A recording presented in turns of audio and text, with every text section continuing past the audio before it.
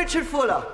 Thank you very much indeed, Madam Deputy Speaker, and it's a pleasure to follow the honourable member for Paisley and Renfrewshire North, who, through his own commitment to his own legislation, and also through the amity he has shown to his colleague from Brent North with bringing forward similar legislation today, demonstrates that he has a keen commitment to this particular problem. And though, as I will outline, I have a different approach to how we should tackle this issue, I think the principle is shared across the House.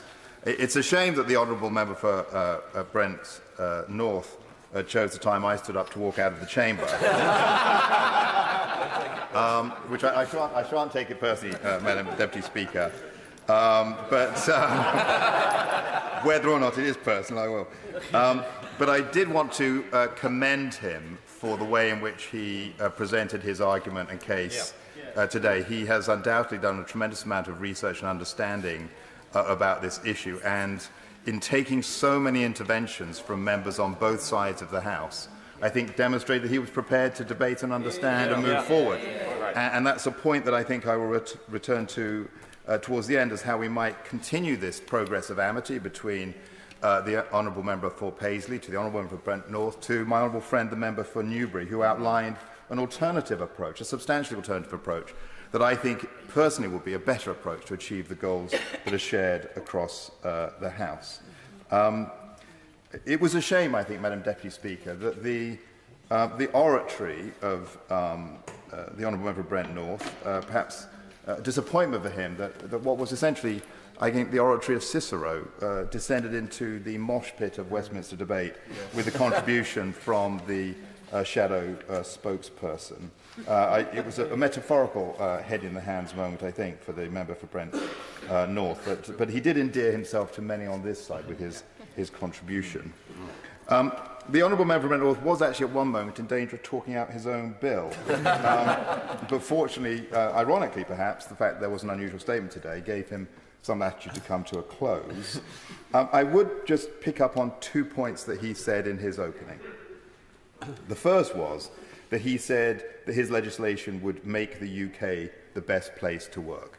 I would make the point the UK is already the best place to work, and in large part that is due to measures that this government has undertaken, particularly in its commitment to the living wage, to continuing the progress in reducing the gender pay gap, to ensure that there is enhanced reporting in boards about how the treatment of employees. It is this government that is continuing to make the UK the best place to work, and not least, and let's not forget, as much of this debate relates to actions that took place during the COVID period, the exceptional response of this Chancellor to support businesses through the furlough programme and through other measures from the UK Treasury. So I would gently point to that point for him.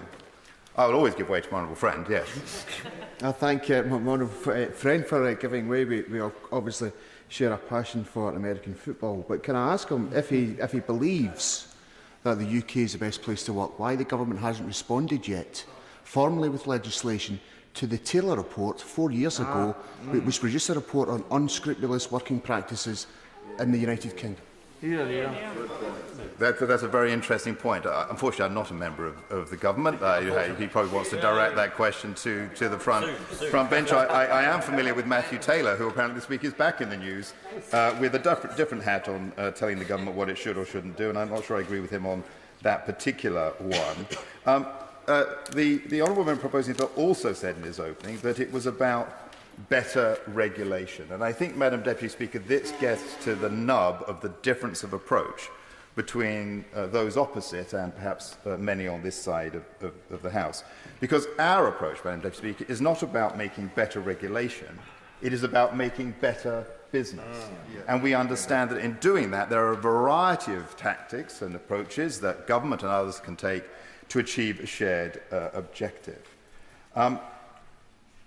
I would like to just mention my register, as I'm going to refer to a couple of examples that are pertinent to those from last year. But I would say that this debate largely relates to an exceptional time. It relates to an exceptional practice. And I would say it is an exceptional practice and exceptional time which was and remains exceptionally rare. And for those who have quoted many statistics, let me just add a comment which came from the Institute for Personnel, which was that it said, quote unquote, the use of fire and rehire remains low despite the upheaval of COVID. And it was COVID that created those exceptional issues for people. And the part that's exceptional and that differentiated the response of companies from perhaps another time of distress, the 2007-2008 financial crisis, was that government itself had stopped commerce. This wasn't just a matter of overcoming financial considerations, the shortage of access to capital to support your business, or a downturn in demand in the economy. This was a direct intervention of the state, both in this country and in countries across Europe, across the world, that said, no, you cannot do business. And I think it's important when we frame legislation, if the context for that legislation is primarily driven by such an exceptional event, then we're wise to be very cautious indeed about what we put on the statute book, for fear that it will have use in less exceptional times that perhaps we cannot foresee today. And that is one of the primary reasons why I will not be supporting the bill in a vote later today. May I make the point about what was on the minds of companies at that time? And my honourable friend, the MP for Thirsk Moulton, talked a little bit about his broad experience of it. I just want to talk specifically about what was going on this time last year. I have worked substantially in venture businesses in most of my career ahead of Parliament, and the business to which I still have relations would be covered by the provisions of this bill. They largely are in the categories that are larger than micro businesses. But they are all businesses for which the availability of cash and the support of capital, both in terms of shareholder capital but also in terms of loans, is always treated very seriously and quite tightly to achieve growth. Growth is the main objective that companies have. Those companies do not have a cushion of resources to fall back on. And so when such an exceptional event such as COVID and the close down of the economy occurred, the amount of pressure on those boards and on those senior executives was beyond exceptional. There were responsibilities to understand where on earth money was going to come from to support ongoing operations. There was the duty of responsibilities of directors to make sure that they were not trading fraudulently because of insolvency concerns about the business. There was a desperate search for loans and an approach to shareholders to gain additional liquidity through additional investment.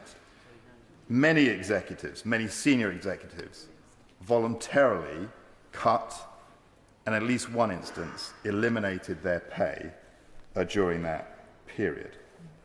There was a tremendous focus on employees, primarily initially on employee safety. And let us all remember that the experience of COVID was not a shared common experience for everyone in the country. There are those of us in the country, like members of Parliament, who were facilitated to continue to take 100% of our pay, 100% certainty of employment, the opportunity to work from the safety of our own home, but there were many others who were facing cuts in their pay, 100% certainty of the loss of their business, and the requirement that if they wanted to stay in employment, they had to go to work. And for anyone here to say the senior executives and boards of companies weren't intently focused in ensuring the safety and security of their employees, I think that is a gross disservice to what companies were going through. But boards and senior executives were substantially challenged to make changes at that time. And in that process of looking at all of the alternatives that could maintain the survival of the company, they would have due regard to the law at the time. And as my honourable friend, the member for Newbury, has stated, one of the issues with the existing legislation is that companies will defer to put all their cards on the table early, including the option of fire and rehire if that is a consideration that they have. And perhaps there is some change that we can make in that regard that would be helpful for companies and for employees. Companies also had a due regard to maintain the solvency of their business. And in that, consideration has to be taken to what is a company going to do to manage its costs in the year ahead. And if one is looking at the same time to access capital, loans, or shares, additional equity, questions will be asked both by the banks, the creditors, and by those shareholders about what you are doing to manage your costs in the future. And it will actually be a deterrent to gaining the investment and support to maintain your business if you're not able to outline what angles and opportunities you're investigating to reduce costs. And for many of the executives in business to which I work, or have worked, it is that consideration of employees that is front and centre in their mind. And to balance in their own heads, I know I need this additional capital, but I want to make sure I can protect the employees, the skills that I have within my workforce, is an exceptionally difficult issue for them to undertake. They will not undertake in 1 second. It is my experience that most people involved in business and entrusted with authority in business would only, at the last resort, if ever, undertake measures that are covered by this bill. And I'll give way to the Honourable Gentleman. Is conflating the extraordinary situation in the pandemic when the government, to its credit, did intervene with furlough and loans and other measures with a normal situation when economic pressure, a business needs to adjust. And that's what we're talking about today. And what we're talking about is a bill that to a certain extent limits fire and rehire, so it isn't the first resort but the last resort, and I feel he should support it. I understand where the Honourable Gentleman is coming from, but I don't think the facts of history indicate that what he's suggesting is the right approach. The truth of the matter is, isn't it, that throughout the period of the last Labour government, they was not seen fit to bring forward this legislation. As I have mentioned earlier, that when we went through a very severe financial crisis, there were not calls at that time, but there was widespread fire and rehire. It is precisely because there was a very exceptional event last year that I am conflating that with this legislation, because this legislation, in my view, is stimulated by that experience, but will sit in the statute book for the future of more regular business. I'm not sure what that will be. And I think, and furthermore, Madam Speaker, I think there's a little confusion, which perhaps now the Honourable Gentleman's back in his place can help clarify, about what is the intent of this bill. Because I think for many of us, we have seen members opposite, Labour MPs, socialists, campaigning to outlaw fire and rehire. Yeah. And one would anticipate that many of them have turned up today to vote to outlaw fire and rehire. And yet they heard from the sponsor of this bill that his bill does not outlaw fire and rehire. It got so confusing that the shadow spokesman from the front bench then urged honourable members to, quote, support fire and rehire. And I wonder, Madam Deputy Speaker, between those on the opposite bench who say they want to ban it, the sponsor for the bill who said that his bill doesn't ban it, and the shadow front spokesman who actually wants us to do more of it, whether they know what indeed they are doing. Perhaps the honourable gentleman can clarify.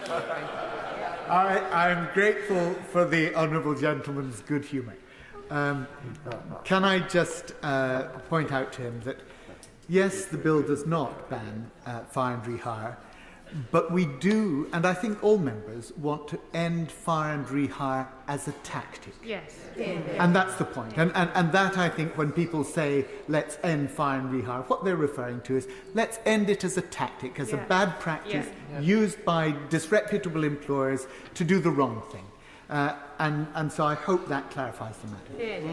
Yeah, I'm very pleased Honourable Gentleman is back, and he is showing the steps he is taking to make consensus, and I think he will find that as we move forward, perhaps with an alternative approach. But I would just gently mention to him that it was only the 6th of May this year that 145, I think, of his colleagues did sign a letter to the Prime Minister urging that this be outlawed. And he must accept that his proposal must be a severe disappointment to them, given what he has said today. But there is an important point why I would urge the Honourable Gentleman to continue his journey, perhaps towards a code of practice approach, which is that, in my view, and I think for many, the work of business, the work of capitalism, is a good for society. Capitalism is good. Capitalism creates. Capitalism creates higher wages, better skills, stronger businesses, a more global Britain. It is through capitalism that this country has grown the strength to provide the public services for so many of our people. It is through capitalism that we have been able to have the highest increase in wages for the lowest paid that we have had for decades. It is capitalism that gives hope to people who want to start their own business. It is capitalism that is going to close the gender pay gap and the discrimination against people based on colour, because capitalism seeks out talent. And it is the captains of capitalism, the women and men who lead our businesses, who understand how to get that great concoction of people and investment to create wealth, to create security, upon whom we should be entrusting the responsibilities to act ethically and responsibly. And in my view, that purpose is best accomplished through a code of practice that works with the best grain of business rather than against it. I'll give way to my Honourable Gentleman. No, Brent. I'm very grateful. His points on capitalism weren't exactly totally accepted by those. I guess the key, and I think we'd all concede, capitalism isn't perfect at times, but has the alternative ever been shown to work anywhere? Well, sadly not, which is why they're on that side of the House. And the Conservative Party supporting working people is on this side of the House and in government. I would like to say just a few more words, if I may, about some of the detailed differences and to support some of the points made by my honourable friend, the member for New... well, briefly, yes. Thanks, Madam Deputy Speaker. I just want to... The shadow spokesman said... Sorry. Yes, it would help the House of the Honourable Gentleman. Good.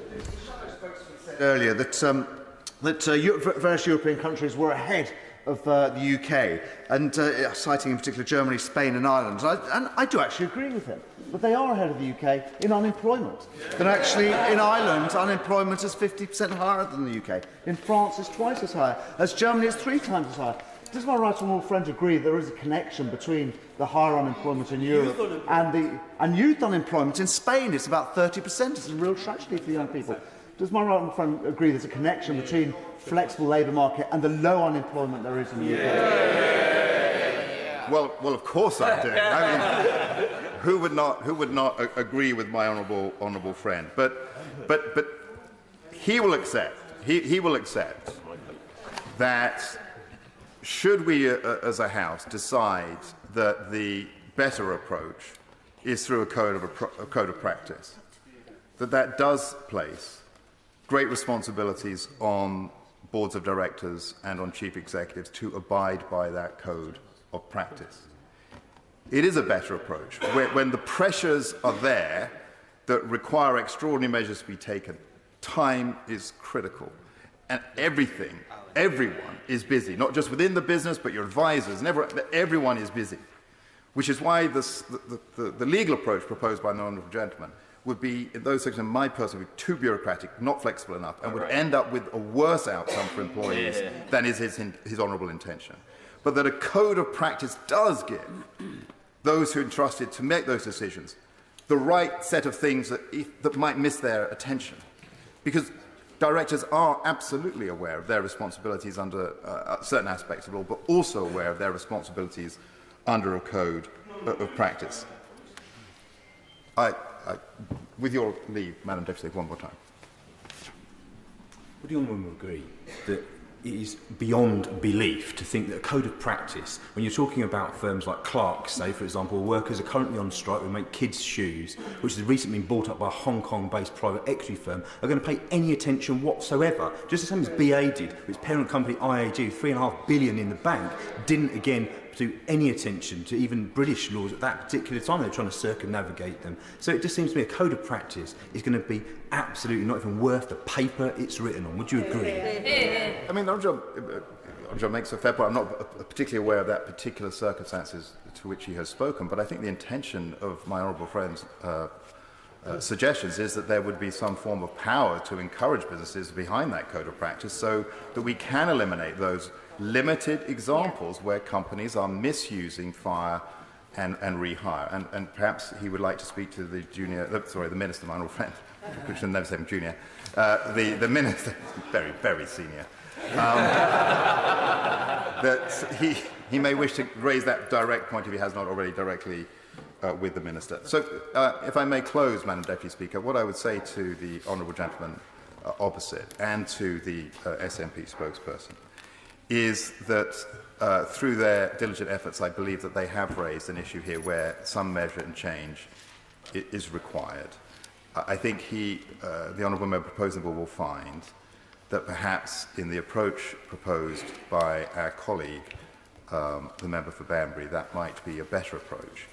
But through the dignity with which he has proposed this today, the way in which he has shown his willingness to speak to others, may I say that there is no dishonour in proposing and pushing something if ultimately there is a different way for us to achieve that objective.